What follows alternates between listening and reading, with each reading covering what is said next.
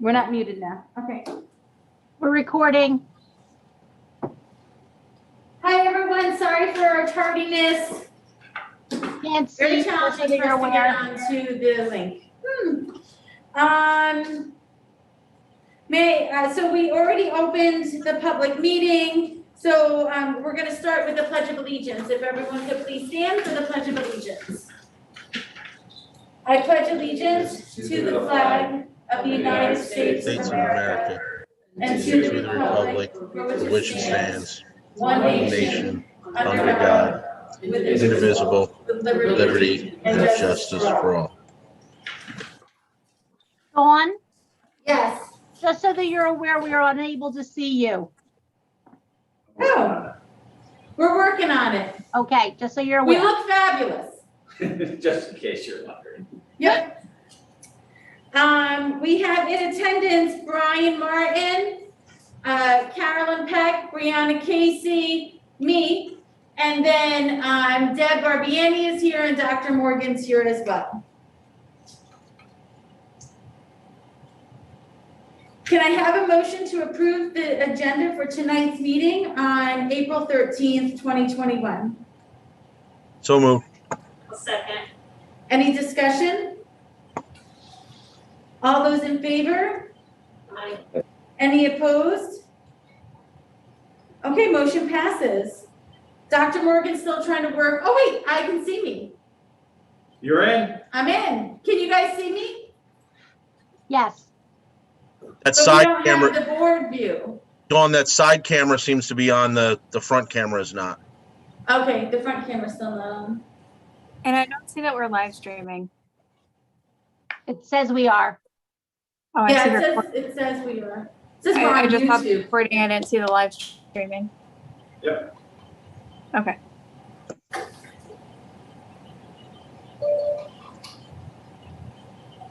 Brian, do you want to go to the other side so everyone can see you? Absolutely. Because it seems like Yeah. we're having some challenges with the other camera. I was gonna suggest that. Well, now it seems like we're not. Oh, that's Elisa. Hi, Elisa.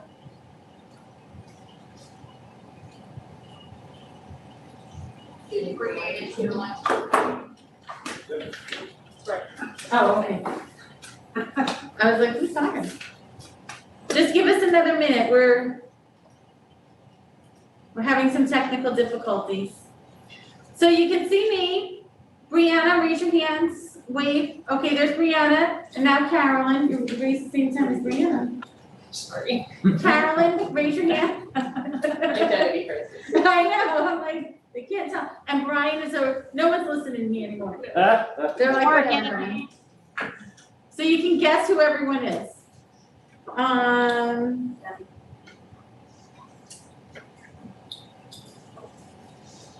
Dr. Morgan, you're up with under superintendent.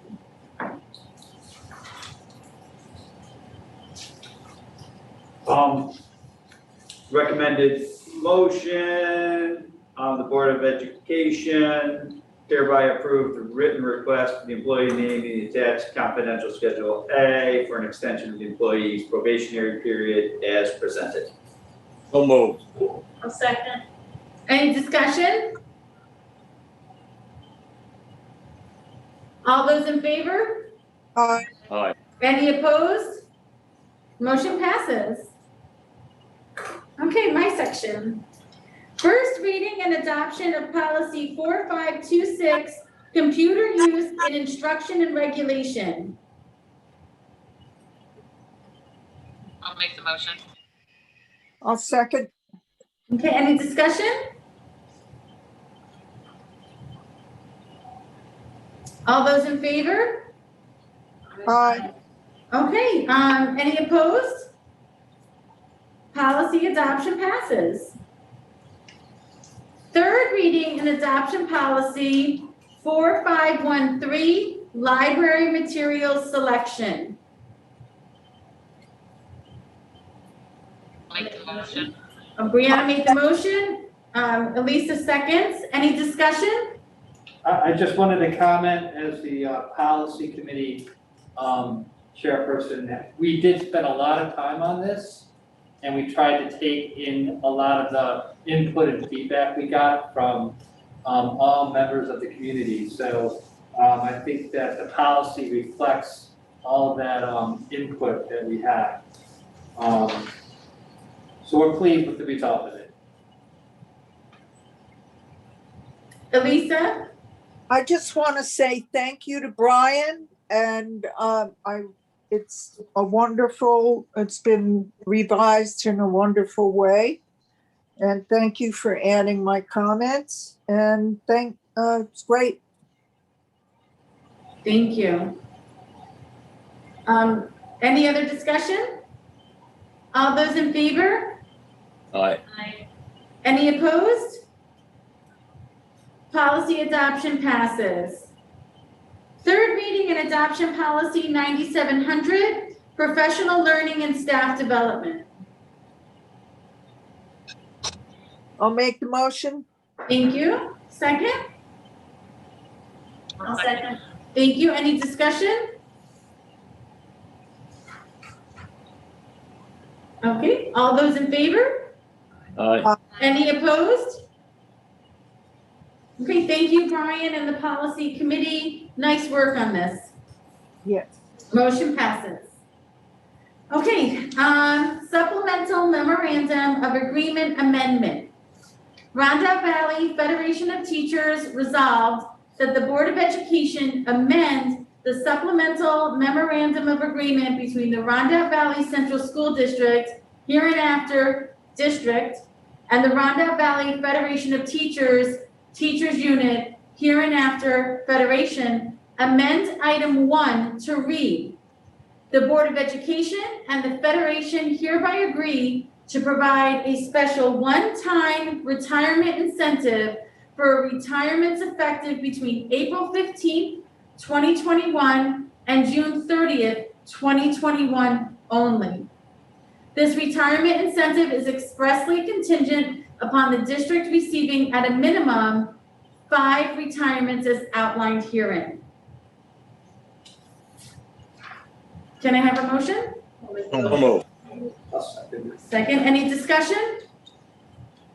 All those in favor? Aye. Any opposed? Motion passes. Thank you, Dr. Morgan, for working with our teachers union on this. We appreciate that. Minutes. Recommended motion. The Board of Education accept the minutes of the March 9th, 2021 and March 23rd, 2021 board meeting as presented. I'll make the motion. I'll second. Any discussion? All those in favor? Aye. Any opposed? Motion passes. Claim audit report. Recommended motion that the Board of Education accept the claims audit report for warrants number 26, number 27, number 28, number 29 as presented. I'll make the motion. Elisa seconding. Any discussion? All those in favor? Aye. Any opposed? Motion passes. Okay, time for public comment. So can you just explain how we're gonna do public comment? I know we put it out there. Well, I can explain it, right? No, go ahead, you explain it. I can do it. Okay, Joe's gonna, Okay, Dr. Morgan's so- gonna explain public comment. So now that we're moving towards more in-person board meetings, we're coming in, we will also invite the public to come in to make board comments. For this meeting, because it's a change, we will also accept email board comments as we have in the past. But moving forward, we're inviting the community to come in if they would like to make a comment. You'll be able to watch the board meeting in the lobby, and then at the time of board comment, you can come into the boardroom and make the comment, present your comment live during the board meeting.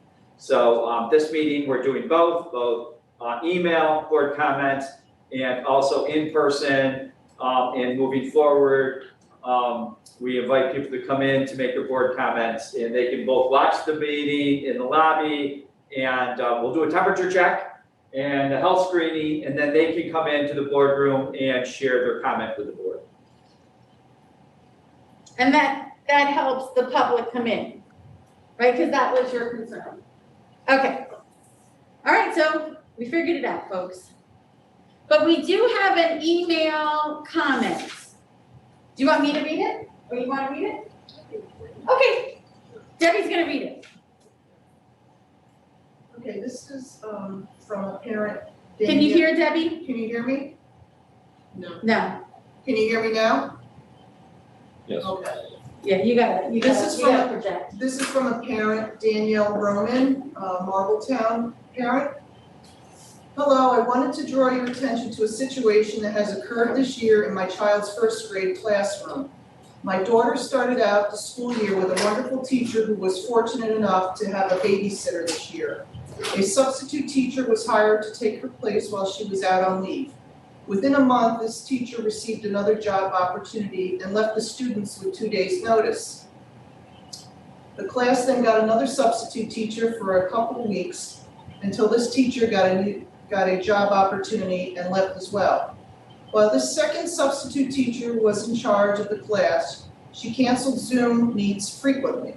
She would post on Google Classroom that math was canceled or ELA was canceled, and for the 2-week period that she was in charge of the class, she never taught the students any social studies nor science over Zoom. The work that was being done was remedial. They were doing the same math in March as they were doing in September. The students are now on their third substitute teacher within about a 2.5-month period. The last substitute teacher will be with them for 1 week because their original teacher will be returning next Monday. In a year where we are trying to maintain consistency for our students, these 6- and 7-year-olds have had one of the most inconsistent years so far. I don't blame those teachers for leaving, and everyone is trying to do the best that they can for the students in the current situation. I believe that our policies are to blame. We need to think outside the box about substitute teachers since they are in high demand and we obviously cannot seem to keep them employed.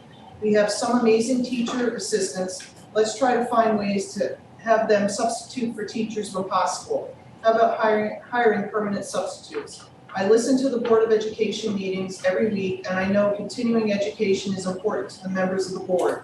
Let's promote our teacher assistants to continue their education, which would allow them to sub as a teacher. I am confident that any one of the teacher assistants at Marbletown Elementary could have done a better job than the subs that we hired.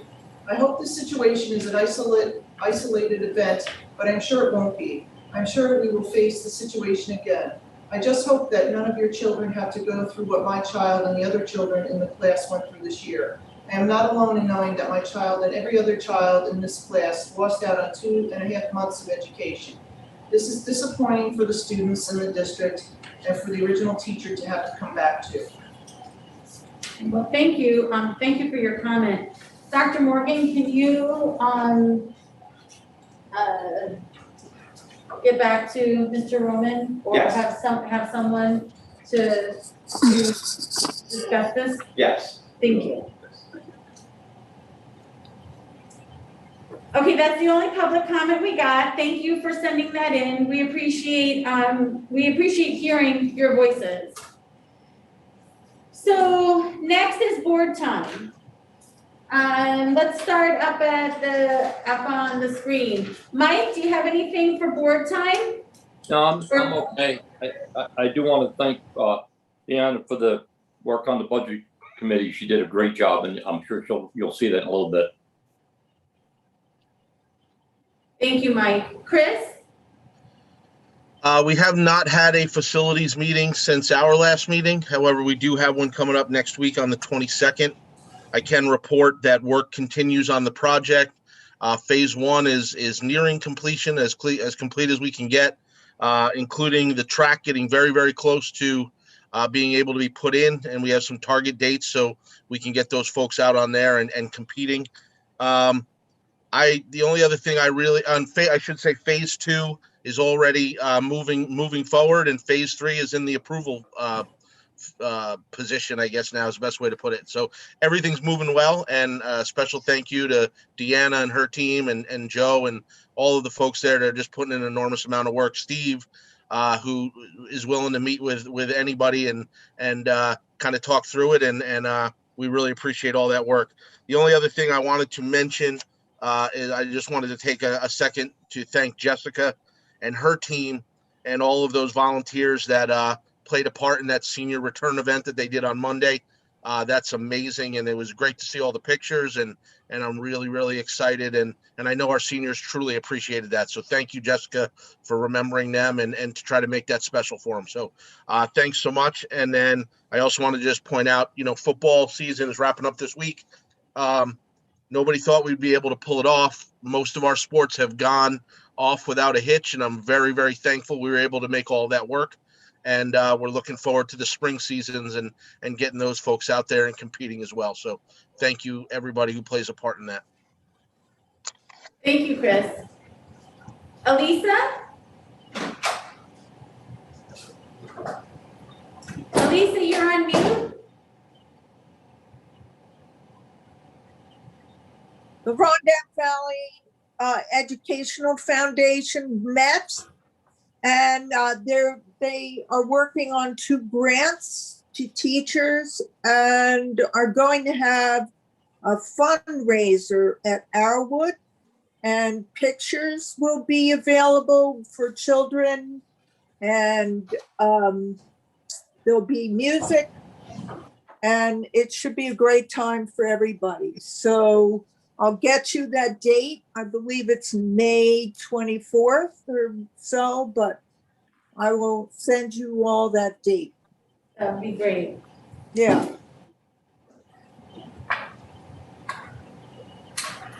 That's it. Anything else? Nope. Okay.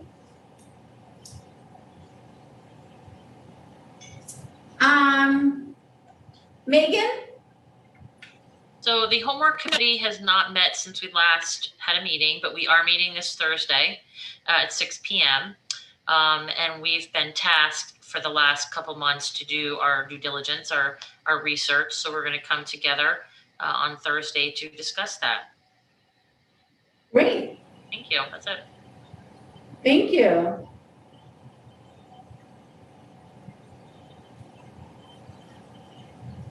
Hold on one second. We have someone trying to get in. Okay. Okay, so thank you. Matt, you're up on the screen, so you got anything for board time or committee report? Not much tonight. Seniors are back at school, which has been wonderful. I've been going in, and I just am really appreciative of this opportunity and to get a little bit in before the end of senior year. So thank you for that, and thank you for Awesome. work to get everybody back in. A good first 2 days? Yeah. Awesome. Do we have any other student board members on? I can't scroll around. I don't, Nope, it's just Matt today? Okie dokie. Dawn, Yes. I have that date for the Arrowwood fundraiser. It's May 24th, and the rain date is June 7th. Okay. So I'll see everybody there. Okay. Thank you, Lisa.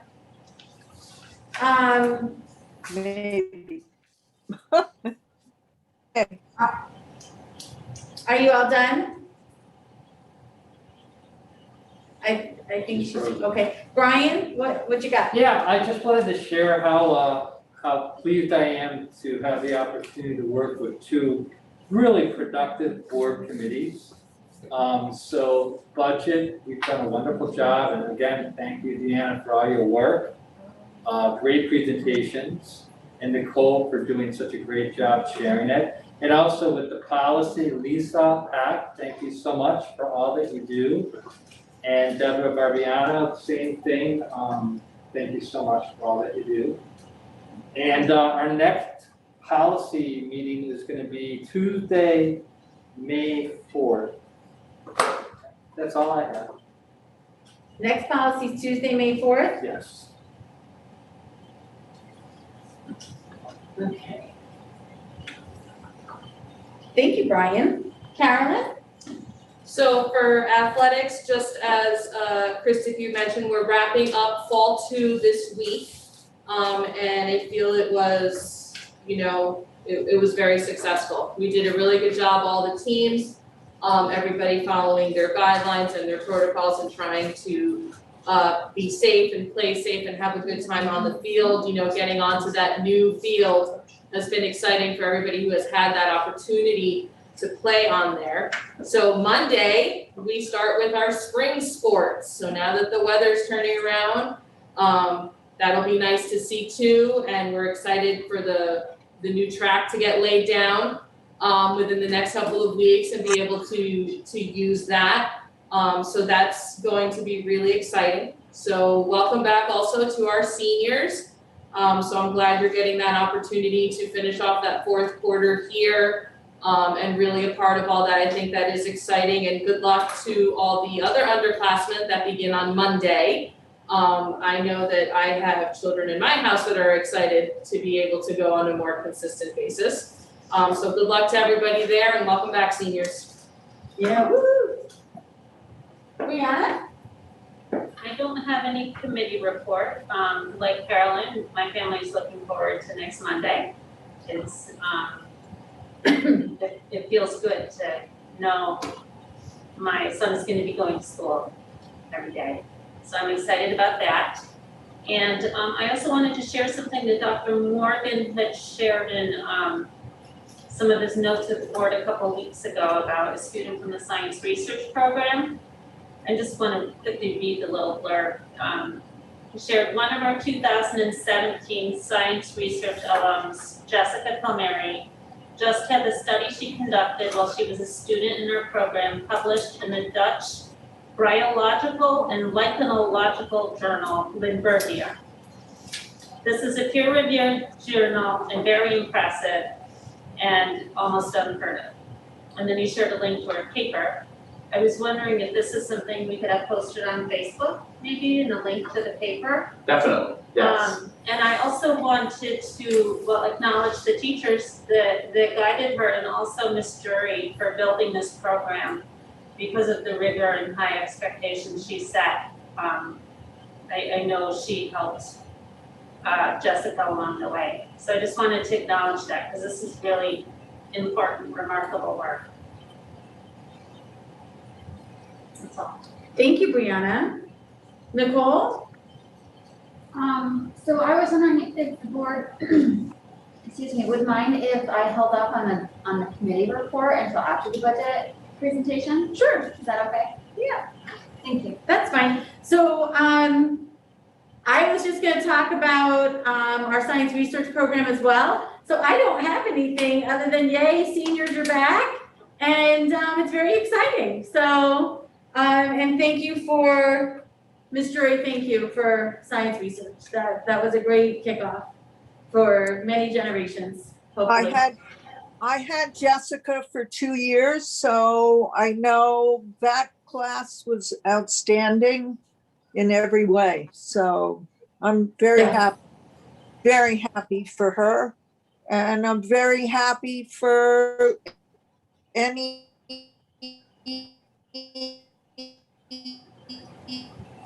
I think we lost Ms. Drury.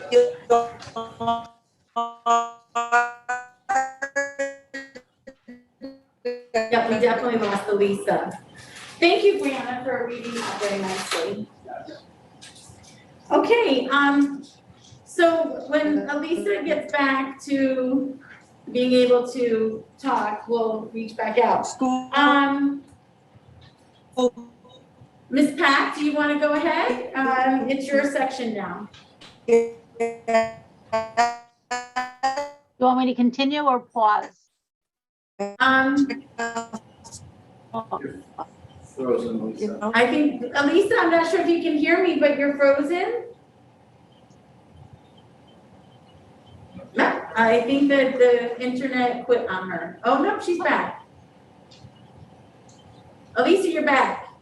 We couldn't hear anything you were saying. You were frozen. And now you're on mute. That's the way it goes. I know. I mean, I'm sure it was fabulous what you were saying. Do you want to say it again or you're good?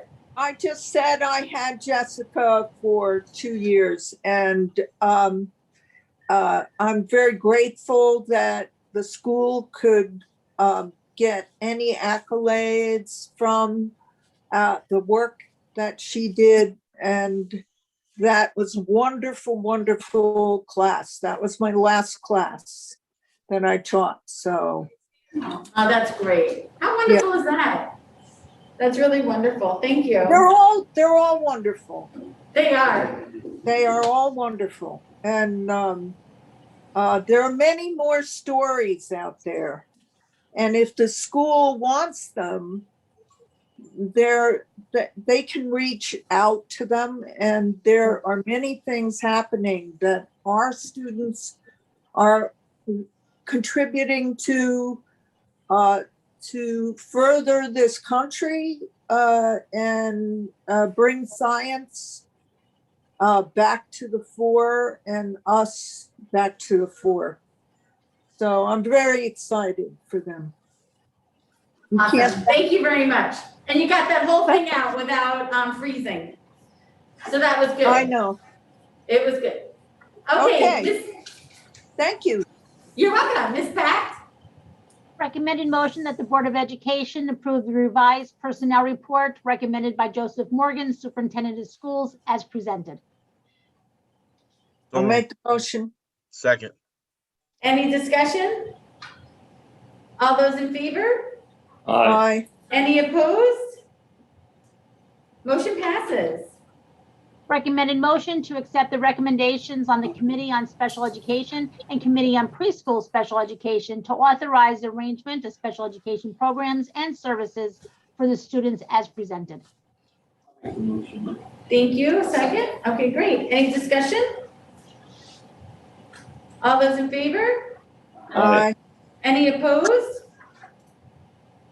Motion passes.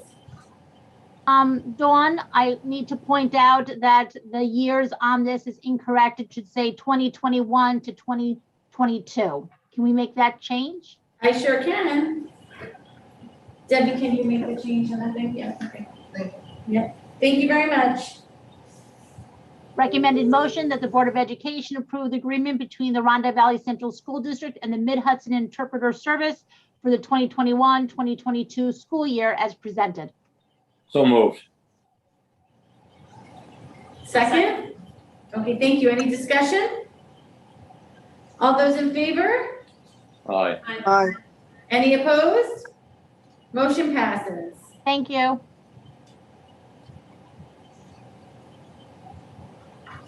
All right. Moment we've all been waiting for. Drum roll. Let me get my screen shared. I think actually I might need permission.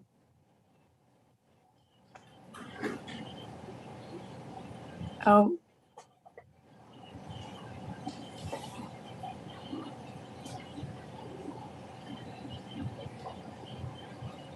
Hold on just a minute. I have to get the other screen hooked up.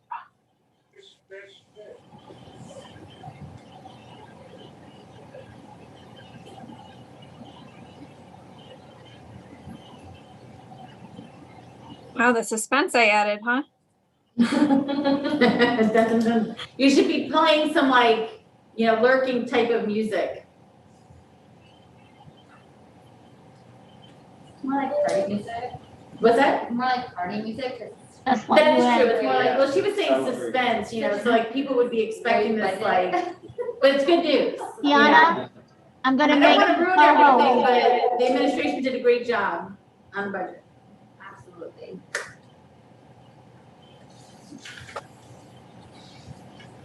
So I don't think we're able to. Is she?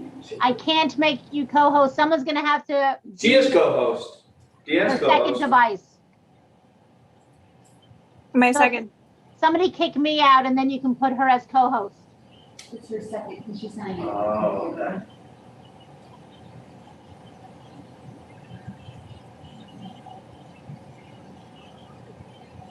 Sorry about that. Yeah, it's not letting me. Can the tech department please do that? Please take my I rights think away she's and good give them now. to She's Deanna. co-host. Both are I'm good. co-hosts now. I'm good. Thank you all for your patience.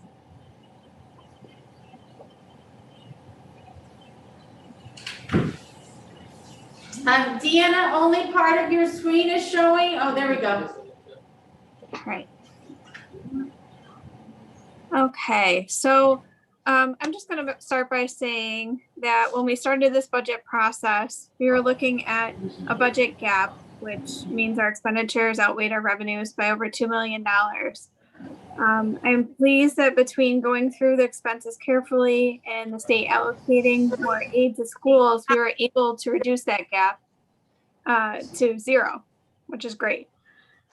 So I'm going to go through our state aid, which increased about $2 million since the governor's budget. And then I'll go through our revenues, expenditures, and a summary and some highlights.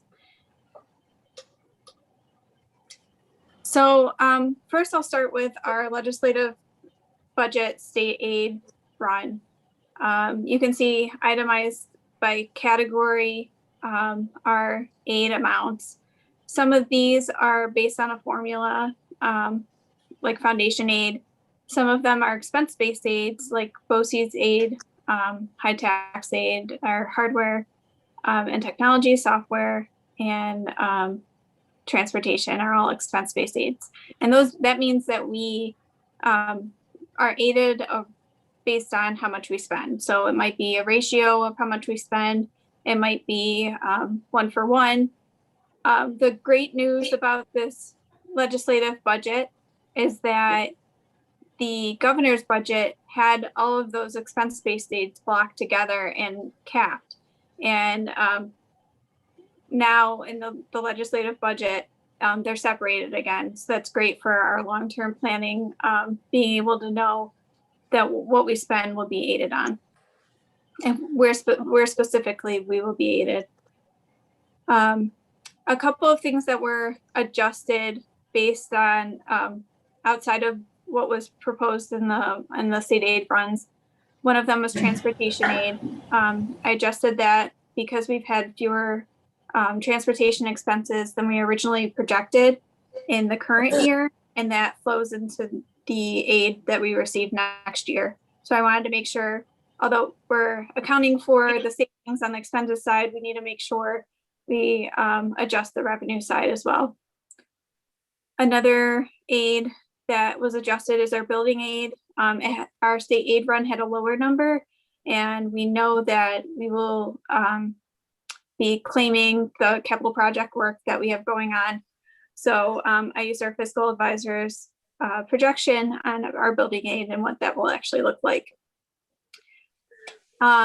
So our subtotal is $25,447,000. There's an adjustment for pre-K because our pre-K funds and budget comes out of our special aid fund. It doesn't go into our general fund at all, which is what we vote on our budget for. So we want to make sure that's not accounted for when we're projecting our revenues. So that was subtracted out. And so the amount that you'll see in our budget is $24,810,827. What's new and what we're excited about is the federal stimulus money that was at the bottom of our state aid run. We don't have a lot of guidance on it yet. We're looking, there's some webinars coming up to hopefully provide more information, and we do have an understanding that we'll have to apply for the funds. So that application should be out at the end of April, and it should be very specific on how we can use the funds.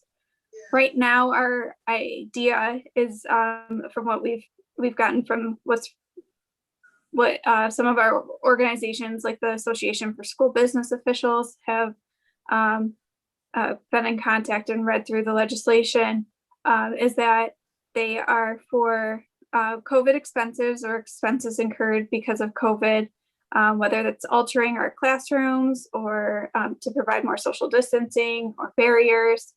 And there is a specific amount designated for helping with learning loss from what the pandemic has impacted our students. So that's really great.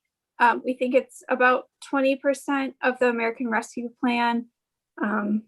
And so that would be about $700,000 to specifically address learning loss, although I think that any of the funds could be used for that.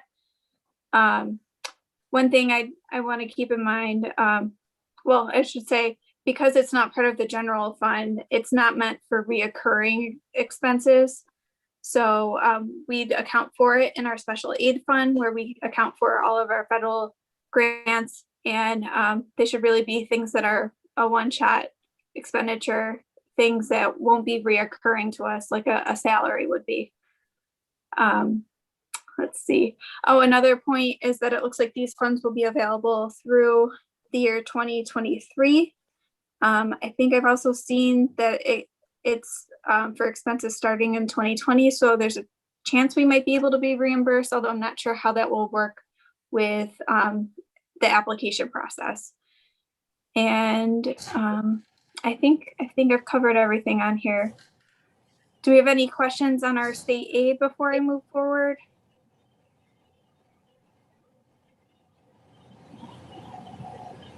Take that as a no. No, go ahead. Okay. So next is an overview of our revenues. Like I mentioned in the beginning, our balances budget is balanced without appropriated fund balance. So overall, our revenues are increasing by 1.4%, and that's the same as our expenditure side. And you can see that $24 million that I just showed you from the state aid itemization is listed there. We also have a transfer for from our debt service fund of $250,000 to help lower the burden on our taxpayers. This was a fund that was set up from an older project that had some money left over. So now we're using that to help pay off the debt associated with that over the years of the bond. Other sources are miscellaneous, our tuitions that we get from other schools, some tax items like our payments in lieu of taxes. And then there's also $250,000 from our anticipated concession stand grant. Those of you who are involved in the facilities committee know that the Randolph Valley Education Foundation has been working hard at helping us get a grant to fund a concession stand. So you'll see that that same $250,000 is budgeted for as a transfer to our capital fund, and we need to make sure we account for the revenues associated with that, and that our plan is to not spend those funds unless we receive that grant. And then as I said, we had no appropriated revenue or no appropriated fund balance or reserves. And our tax levy is within the cap, and that's at $40,165,552.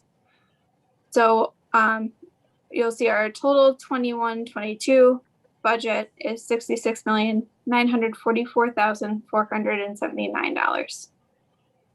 I will go over the tax levy next. Any questions on here? Okay. So this is our tax cap calculation. Everyone always thinks of 2% tax cap, and I think it's important to show all the components that contribute to our tax cap calculation. which is, it includes exclusions for a capital levy. That's the biggest factor, I think, that has an impact that the average person doesn't see. And that exclusion helps to offset any new expenditures we have for capital work. So as we're doing our capital project, we are able to exclude the amount that our debt payments essentially from the tax levy limit, so that we are able to get more revenue. So our maximum levy is the amount that we're proposing to levy, and that's a 3.6% increase over the prior year's levy.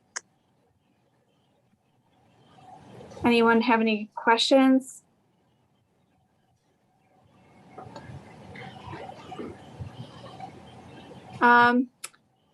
This slide shows each of the districts in the county and their tax rates for the last 3 years. There's a couple of districts not included because they have some oddities or outliers, but these are the districts most like ours. And as you can see, we have the second lowest tax rate in the county. These are not future, this is not the upcoming year's tax rate, it's the prior year's tax rate. We don't have all of the information to calculate the tax rate yet for 21, 22, because it's based on the assessed values, which we are not in control of, and those aren't finalized until July. So this is just to show that historically we are the second lowest in the county, and we plan to continue that pattern.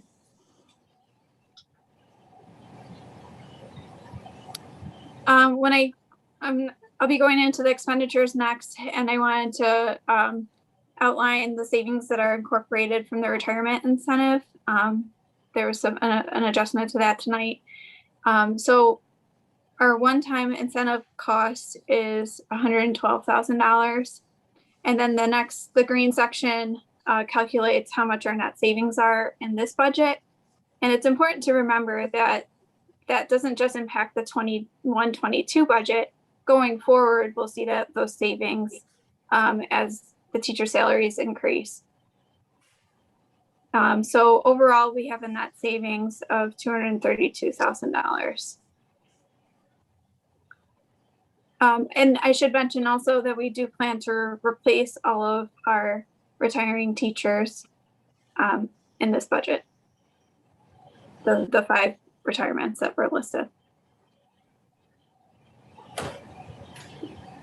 Deanna, we're Yep. also, I know last night I don't know if it was last night, but the retirements that happened this year, those positions, 9 of them, or how many are going to be replaced as well? Is that in this presentation? It's not in this section of it. I was gonna, if there are questions, I could go to that slide, but I think it'd be easier. I can just tell you that. You can just wait, it's fine, I don't. No, it's okay.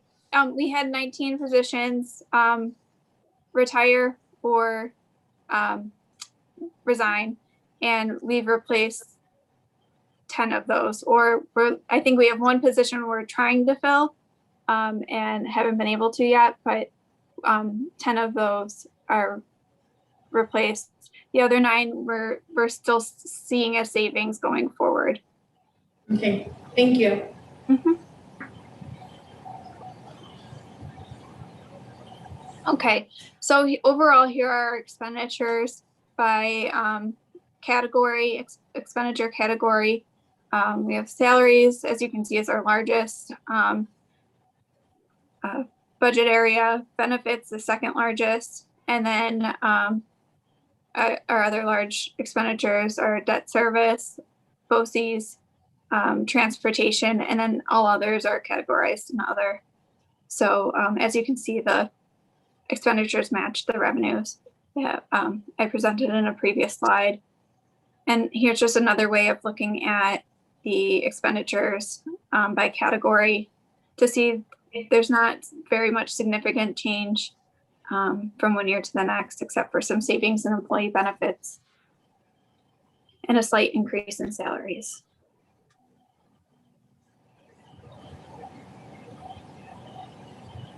As I mentioned, the interfund transfer is where we have the transfer to capital for the concession stand should we receive the grant.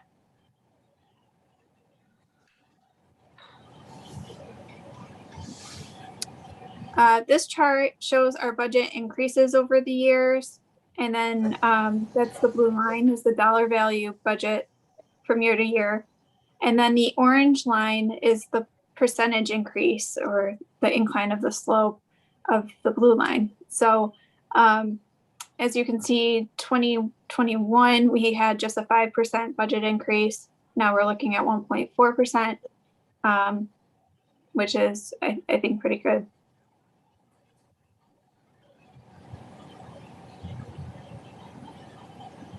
For here's our summary, which shows the total expenditures and then the revenues, which balance out so that we are not anticipating to use any fund balance this year.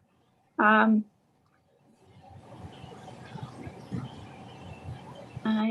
think, just our highlights page. I thought that was my last slide. So highlights are our expenditures are just a 1.4% increase. The tax levy is within the tax cap. We've reduced the taxpayer burden by utilizing our debt service fund. We balance the budget with no use of fund balance. We have no staff reductions, no reduction in program, and we're replacing all teaching staff retirements. Yay!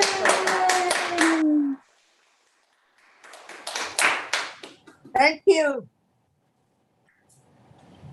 You're welcome. Speak on behalf of the committee. Oh, absolutely. So this is Nicole. I just want to say on behalf of the budget committee that we wholeheartedly support this budget. It's been a long process. It's been a lot of ups and downs and a lot of unknowns for a pretty lengthy period of time when it came to what we were going to be receiving in state aid. So we're excited to present this budget to you tonight. We're excited to say that, you know, our administrative team worked their butts off and created one of the best budgets I've seen.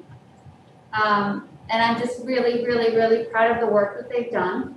And I'm proud of the work that the committee has done, asking good questions, and Deanna has provided us with all of those answers and more, and Joe as well. So the budget committee is proud to say that we support this budget, and we're very grateful to the team for creating it. I think it does, it keeps jobs, it keeps programs, and we're gonna have some spending money from the federal government to create programs, hopefully, to make sure our kids don't fall behind from this pandemic. We're in a really, really great place. And I'm very grateful to our administrative team for helping us get there. So thank you. Thank you to the budget committee and everyone who took the time to serve on it. I really appreciate everything. Thank you so much. Thank you. Yeah. Yes, thank you. Thank you. Thank you to Nicole, to the budget committee, the administration, the principals, Deanna, Lisa. I know you've all worked very, very hard. So dynamite job on this. Well done.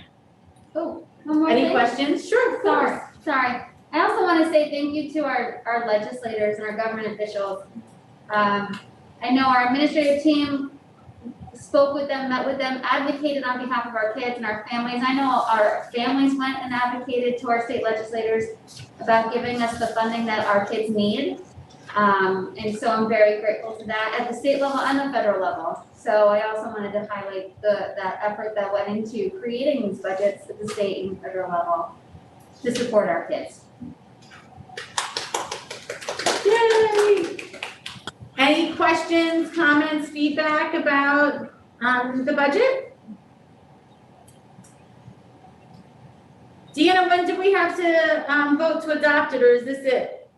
We're planning the next meeting on the 21st. We'll adopt it, and then the budget hearing will be 2 weeks later, and budget vote is on the 18th.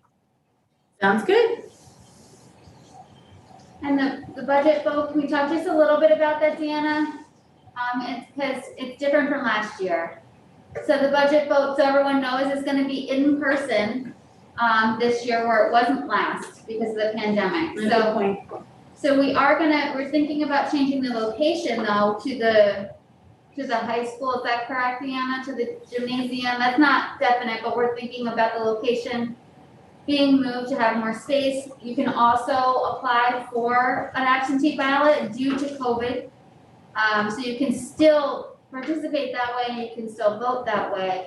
You just have to fill out an application for an absentee ballot. But And it will be in person as well. COVID. And the budget hearing, is not gonna be in, you told me this last time, I'm sorry, is it gonna be in person? Yes, we'll do it in person. Sure. Will we also be We'll streaming? announce the location and we'll stream it as well. Perfect. And Okay. it's also usually meet the candidate night. So at that point, we will have a fun-filled evening of questions and answers Yes. with our candidates. Very festive. It's very festive. I mean, we still don't have like a nice frame around Deanna because she did a fabulous job with the budget. But hey, we'll make that happen at some point. Yeah, just like, you're like, hey, look at me. I also just wanna point out, it's very unusual to not have a lot of comments throughout the presentation and not have a lot of questions and everything at the end. So that speaks to how well you did, Deanna, with providing us with a lot of information, a lot of good information, charts and graphs. I love it. Thank you so much. Thank you. Absolutely. Nice job, Deanna. Thank you. Yeah. Nice job. Thank you. All right. On to my agenda items. Yep, she's got more stuff. Okay, go ahead. All right. Recommend a motion that the Board of Education approve the agreement with the Round Out Valley Central School District and Goshen Central School District for the 2020-2021 school year as presented. So moved. I'll second. Any discussion? All those in favor? Aye. Any opposed? Motion passes. Recommended motion that the Board of Education approve the tax refund to Iron Mountain as presented.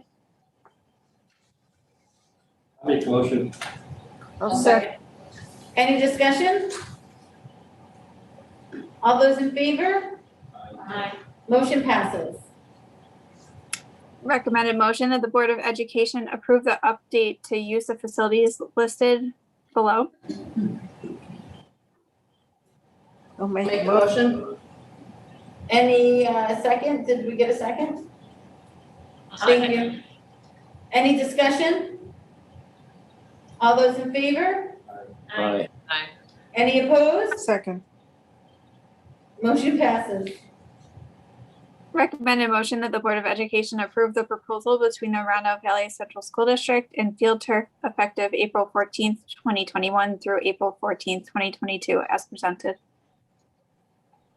Make a motion. I'll second. Any discussion? All those in favor? Aye. Any opposed? Motion passes. Okay, thank you. Next up is Matt with our fabulous book discussion and the curious incident of the dog in the nighttime. So Matt, take it away. Wonderful, thank you. So yeah, we read up to page 74 for this meeting. And I just wanted to kind of put out this question right off the bat. I just wanted to hear from everyone kind of how you were all feeling after our discussion last time. If you sort of noticed anything new or if your perspective has changed at all. Because I think for myself, I was reading it with a kind of different viewpoint.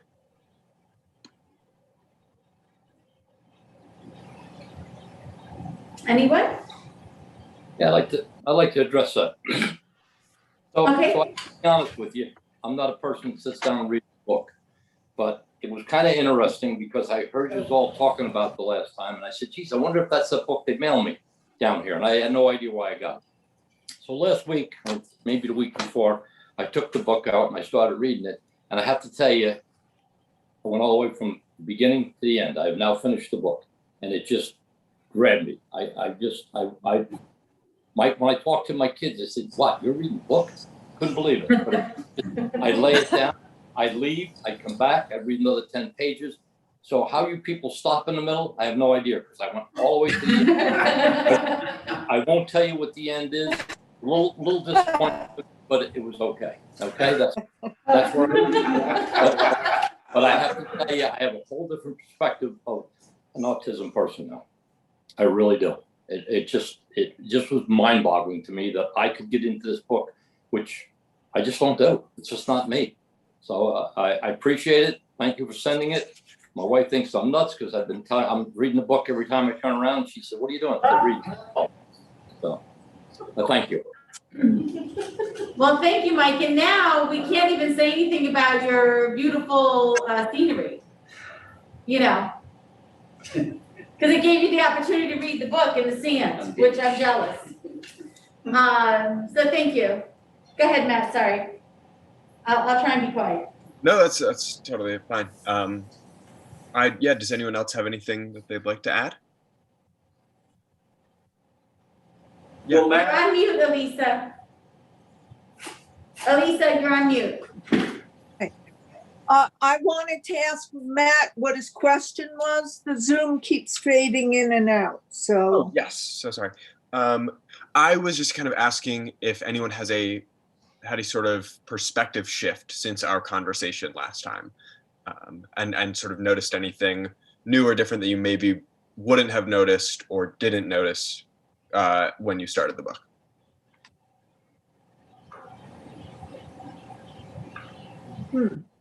Yeah, Deanna? I picked up a lot more on violence and like the verbal disagreements that I don't think I recognized as much in the beginning before our last conversation. And I do say, I understand what Mike's saying. The flow of consciousness of it makes it so easy to read. And it's almost like how your mind works. And I appreciate that about this book, is that it's, you know, just very, it flows just the way you would look at everything, you know? Yeah, absolutely. I think for all of the, I think, very fair criticism of this book, it is well written. It is like, I think that just the actual writing itself is it's easy to read and is engrossing. And I think that that's, you know, some credit to it at least. Some of the does anyone else have anything they'd like to add? Mike or Matt, I would just like to say, you know, after our conversation last week, I did kind of look at it differently for the voice in it. It wasn't something I was looking at first, but after our conversation last week, you know, I was looking at it in, you know, there could be multiple perspectives on the character as it was. So that I became aware of it more. I think it was more of a kind of an awareness as I was reading it. But like Mike said, it grabs me, and it is an easy read, and it's engaging. So like it. Yeah, I have since our conversation been definitely a lot more conscious of the sort of negative stereotypes in the book, and like definitely noticed some stuff in this segment that we were reading of, like, you know, and also did some research of my own of people's opinions on this book and sort of the controversy surrounding it, and just found like a lot of people saying that it does perpetuate a negative stereotype of autistic people and people with Asperger's. Like, you know, I definitely saw some comparisons to the movie Rain Man, which for a lot of people was their first introduction to autistic people. And like, I mean, kind of similar to this book, like it is, you know, it won a lot of Oscars. It's a well-made movie, but it perpetuated a lot of negative stereotypes that really affected the autistic community. And I think that this book has had a similar impact. Just a few things that I kind of picked up on and was paying special attention to were just sort of Christopher's like rudeness, and he had a lot of like violent thoughts, and even at certain points is violent. And I think that is, you know, that's not necessarily true. Like the author, you know, in interviews about this book has said that he did very little research on people on Asperger's before writing the book and just tried to write something that felt true. And I think that it feels true to a lot of people who aren't autistic or don't have Asperger's.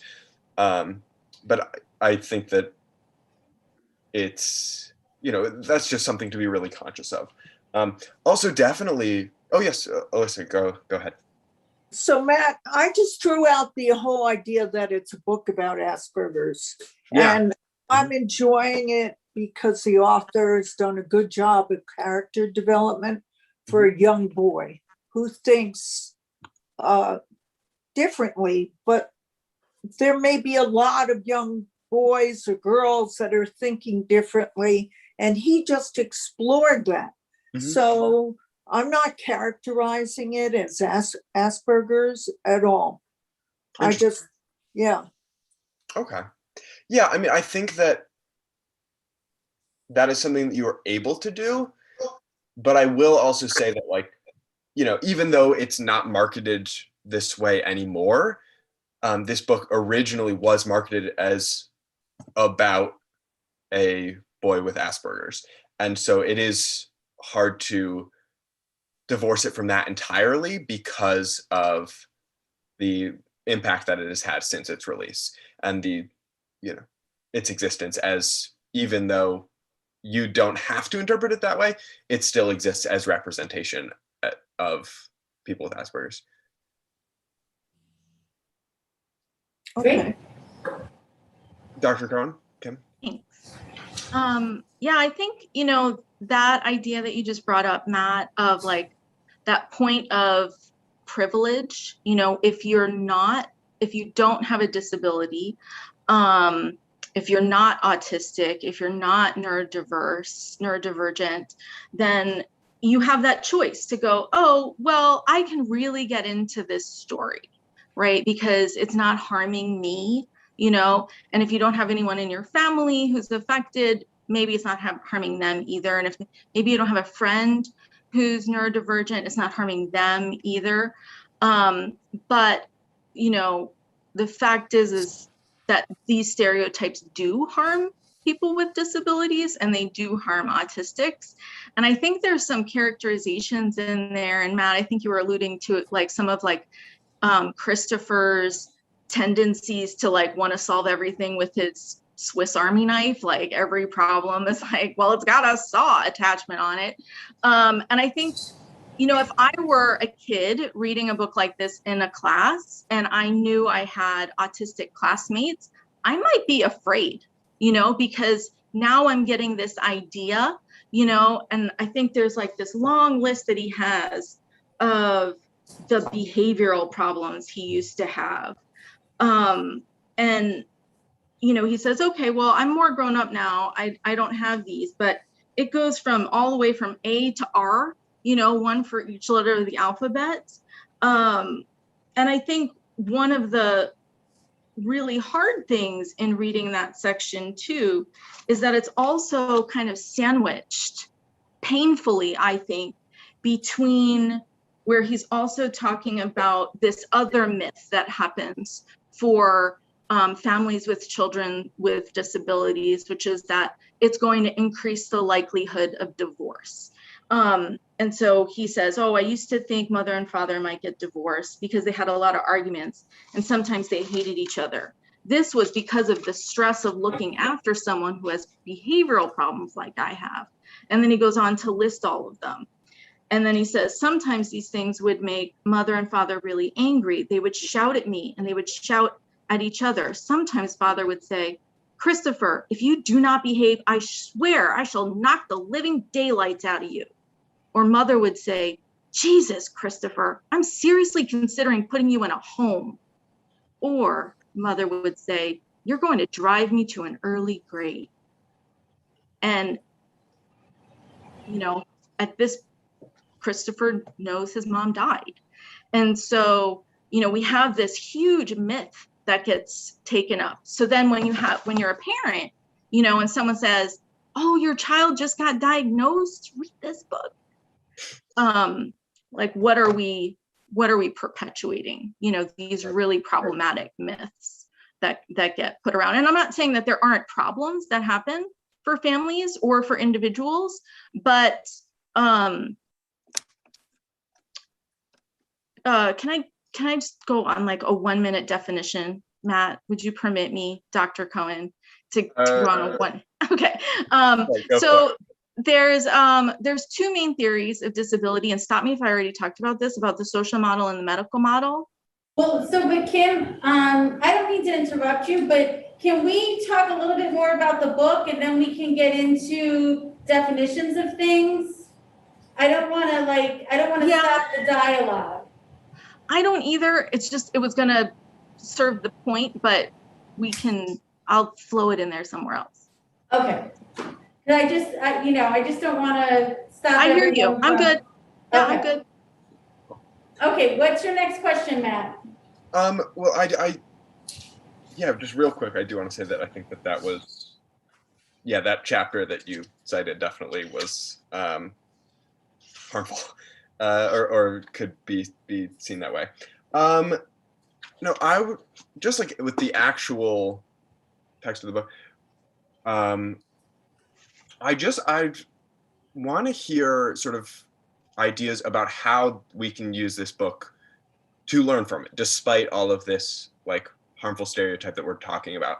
Because I think that if that's all we talk about, that's helpful and like makes us more aware, but is only the first step. And so I just kind of want to put that out there, ideas of, you know, what we can learn from this book as, you know, educators, as members of the school board, and how we can use that to better our district specifically, because, you know, that is why we're doing this. And I think that we should be very clear about it. I think that's a great point, Matt. Mike has his hand up. Yeah, I'm just curious, what age group are you looking at to have this book for the children to read?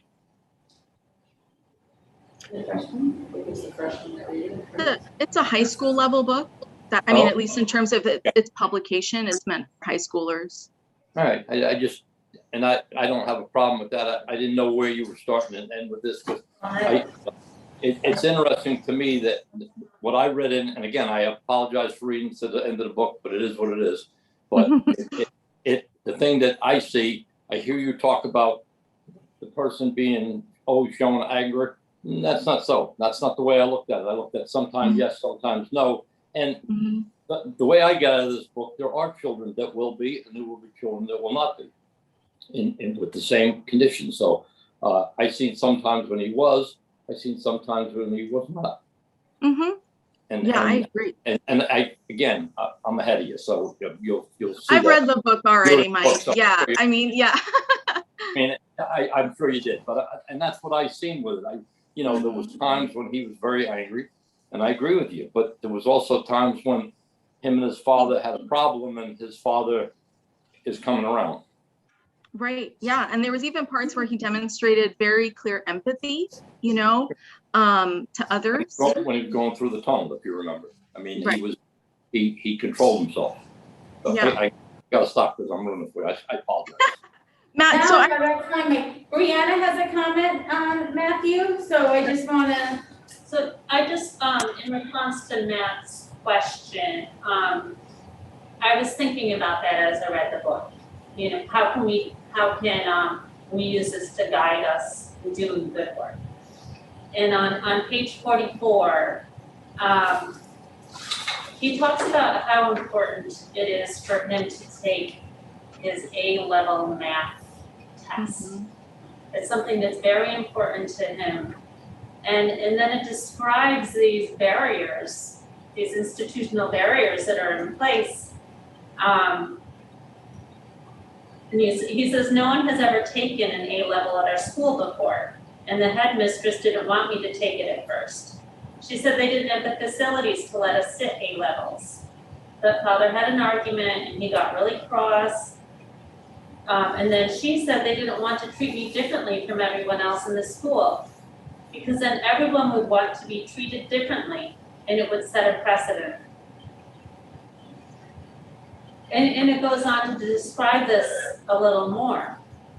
But I was wondering, how often does that happen in our district? How many times do people have a need or desire to perform in a certain manner, and we prohibit it because it's a little harder, or we don't know how to do it, or we're uncomfortable, or it might cost more money. And you can see how important it is to him. You know, with this goal, he wants to get a job and earn money and maybe get married. And like all of these things are tied up in him passing this test. And the teacher didn't even want to give him the opportunity to take it. So for me, on the board, as I'm reading this and considering just barriers and how we can become more aware of them and then help remove them. Absolutely, yeah. Elisa? I don't think the school comes off well at all. Yeah. Absolutely. Yeah, would you care to elaborate? Do you have any other? I think she's think frozen. In this book. Oh, yeah. And I think that we certainly should be aware of choke points in our school, of where that can happen, be it guidance, administration, teachers, whoever, and try and work at eliminating those barriers. Yeah. I think the other thing too. Oh, wait, Lisa had her hand up first, Dr. Cohen. Mrs. Pax?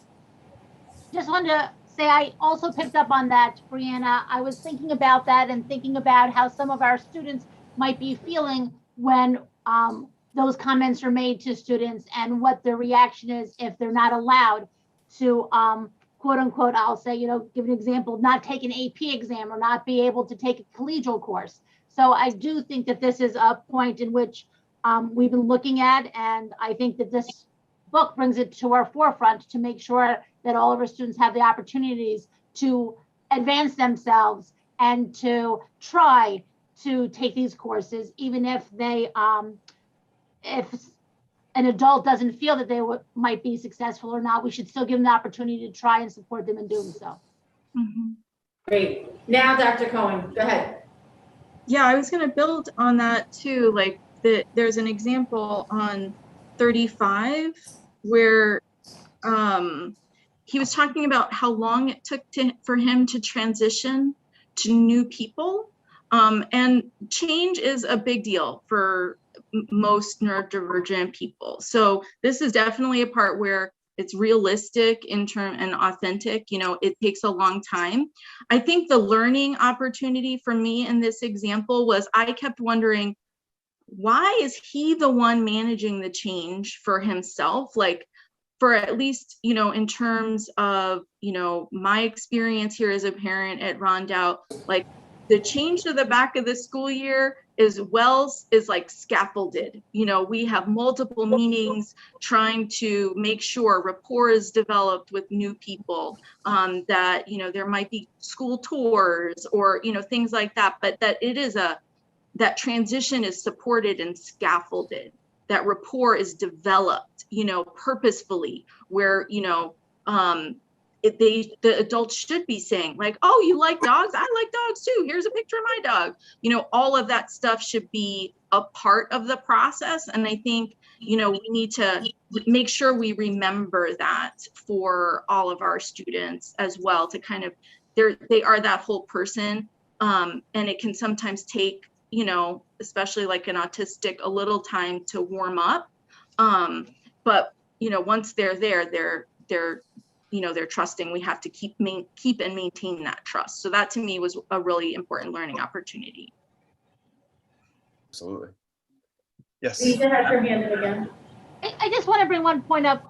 You spoke about, I'm going to weave the two of these together in regards to thinking differently about this book and as we go through this and what's brought to our attention. One thing that I found was interesting on page 53, when he's speaking about his black days and his super good days, and he speaks about, the black days, seeing the 4 yellow cards in a row, and then going to a super good day when he sees 5 red cards, and knowing those feelings. One of the things that we do is talk about zones of, sorry, I want to make sure I'm saying it correctly so I don't miss. Regulation. Thank you. I guess I had to get it. Zones of regulation. And I was just comparing that to what I see in the classroom in different settings in regards to having our students understand what their feelings are. And if they're, having a green day, a blue day, a yellow day, a red day, and be able to verbalize that to adults to have control. And that's one thing that jumped off the pages to me is it's the same, the terminology is not there, but we're doing this with our students so that they understand where they are in a given day under certain circumstances, how their feelings and emotions are, and to help them to be successful for the day. Like he said throughout the book, it's a super good day, so something great's going to happen. If it didn't happen in school and didn't happen after school, it's definitely going to happen because I know it is. So I thought that was interesting and seeing that here at Rondout. Yeah, I think having a way to specifically identify and codify how you're feeling in that way, even if that, in the book isn't exactly accurate or realistic. I think that as a technique to be introduced to truly anybody, I think that would be helpful for just about anybody to be able to wake up in the morning, you're like, oh, you know what, I'm super tired and not in a good mood, so this is X kind of day. And and if you and someone else, let's say a teacher, knows that you have that same definition and you can share that with them, I think that's a really interesting and potentially very productive idea. Wonderful. Anybody else?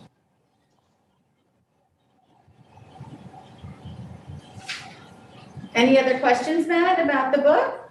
I mean, we can dive into specific things just about the story and the text itself, but those were my big I think you did a great job, and I think it was a good conversation.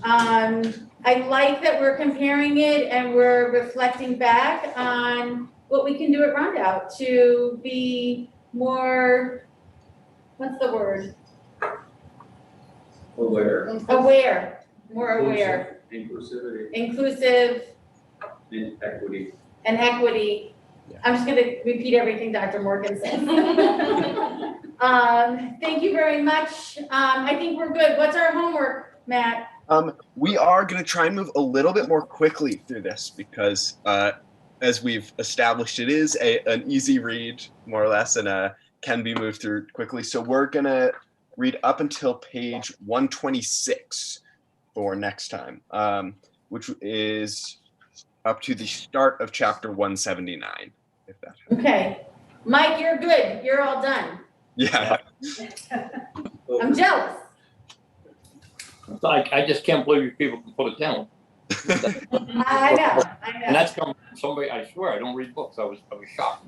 But it was On the beach all day. This was awesome. Thank you so much, everyone. Thank you. Can, Matt, great job. Thanks, Matt. Thank you. Thank you. Can I have a motion to adjourn tonight's meeting? so I'll moved. make a motion. Oh, second. All right, second, good. Any discussion? All right, everyone, stay safe out there. Meeting is, all those in favor? Aye. Any opposed? Stay safe out there. Meeting's adjourned.